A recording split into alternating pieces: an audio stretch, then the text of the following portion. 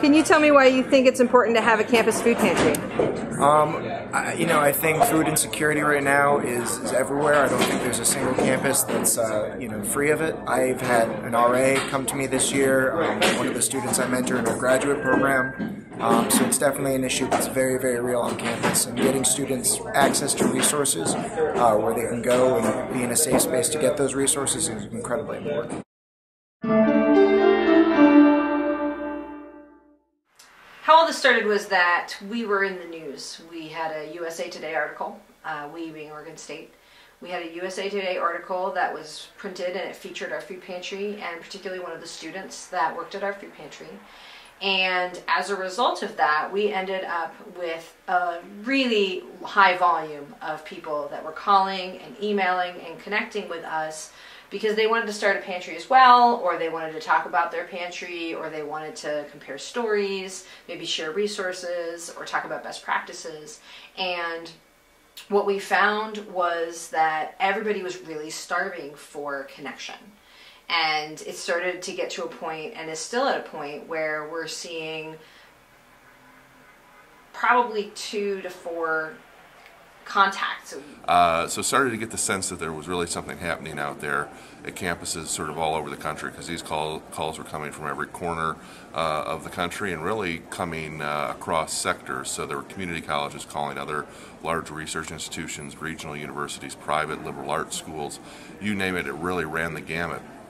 And I think as some of the media exposure had started to increase and MSU was featured in some of those, we began to get more of these kinds of contacts. So as I was going about doing this, I somehow came across Oregon State and had a call with Claire from Oregon State, and found out that as I was thinking about what's a better way to sort of try and get everybody connected, so because it seemed like there were a lot of people out there that were doing the same kinds of things.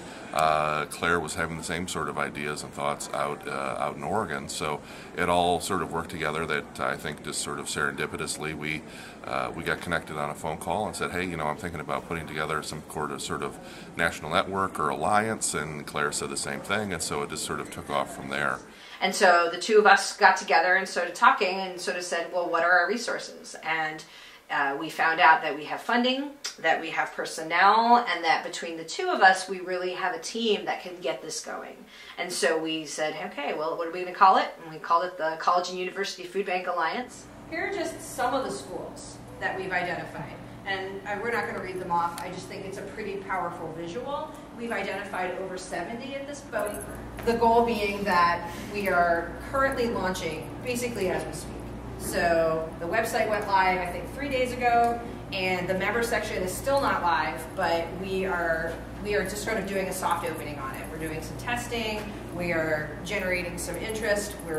I'm crazy on Twitter right now here at NASPA, trying to get people involved, handing out cards, and just trying to get folks channeled in. And the idea being that what we want is that these 70 plus schools join up as soon as the member section is open. And that they're going to be able to connect with one another, they're going to be able to talk with one another and ask the questions. And so instead of calling Nate and calling me and calling University of Arkansas and calling University of Oregon, et cetera, that they're going to be able to go on this website, they can post a question, that they've got access to 50, 60, 70 people out there that already are doing the work, that are going to be able to answer their question and maybe help them decide what's the best fit for them.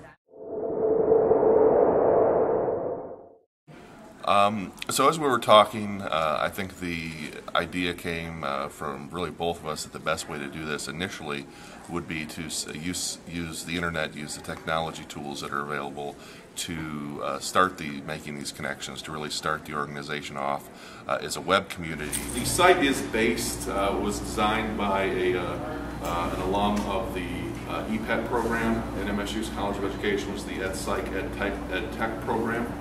And it's based on it's a platform called Theory, and it's based on the learning theory called cognitive flexibility theory, or CFT.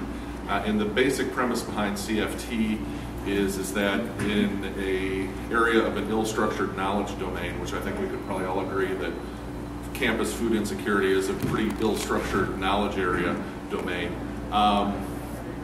that the best way to ascertain that is to take information in small chunks and small pieces, and then from those small pieces, the individual can form a view of the whole. Now it's basically just populate little bits of information on the MSU Student Food Bank. But the idea is once we get all the members incorporated, then there'll be these little what are called collections in the theater platform. There'll be these little connections for all of the different member institutions, so people will be able to post their little collections and follow around. So I think you'll see stuff from little things like this. It's sort of people describe it as sort of looking a lot similar to Pinterest or something along those lines. So there'll be ways to post related content, make comments, share it, do all those different kinds of things. And so this will really be a member sort of content-driven site of the website, which I think will allow a lot of different interactions to occur. It uses how people learn as a format for putting the information out there for people. So people are going to be able to be really interactive with one another and with the site, and they're going to be able to not only have public spaces where they can advertise, where they can share, and where they can really showcase and acknowledge the work that they're doing, that their school's doing, that their students are doing, but also private spaces where they can have those conversations that they need to have about the challenges maybe that they're facing, the things that they don't necessarily need to be public, but that they need to have acknowledged and handled and answered. So some of those conversations that I'm able to have on the phone, my hope is that those conversations will be happening on the website, not because I don't want to talk to people on the phone, but because if I post on the website and say, hey, how is everybody going about doing outreach on their campus, and you can get 25, 50 answers within the span of a day or two, that's a lot more useful than making 25 or 50 phone calls. And so that's sort of the vision initially for the Alliance, is that digital connection. And then I really think the next phases are to continue to build the organization. So I think really right now what we're sort of talking about is that we can have a member-driven organization. So as we get more people into the fold, other ideas are going to come to the fore. There's always a need, I think, to establish nonprofit status so that the organization might be able to serve as a nonprofit sponsor for other campus-based food banks that aren't nonprofits themselves. So there's those kinds of things that we need to do. And then, really start to build that. And I think some of the first steps in getting everybody connected are also to sort of, as an organization, start to do some of those basic structural things. We need to create some bylaws and get some other sort of organizational structures in place so that then we can become more than just MSU and Oregon State. It can really get the full input of all the campuses, and we can really sort of become member-driven for our next phases out. And if those next phases might include connecting with other larger organizations that are working in addressing hunger issues, to sort of maybe become the college or campus affiliate for those organizations. But again, I think what we really need to do is get everybody together first, get the website rolling, get everybody connected on the website, and build the structure, and then see where we want to go. But those are just some preliminary ideas of where I think we're headed with the organization. Can you tell me why University of Arkansas is going to join CUFBA?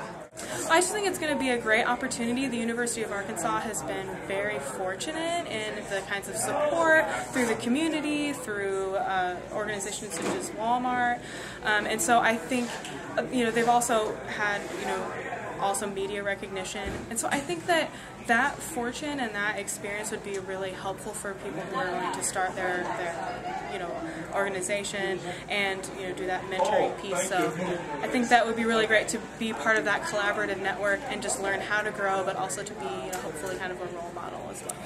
I think the most important part is just that connectivity and those contribution of ideas and getting together and talking about what's working, what's not working, how like campuses can advise like campuses and find out what everybody really needs for their program.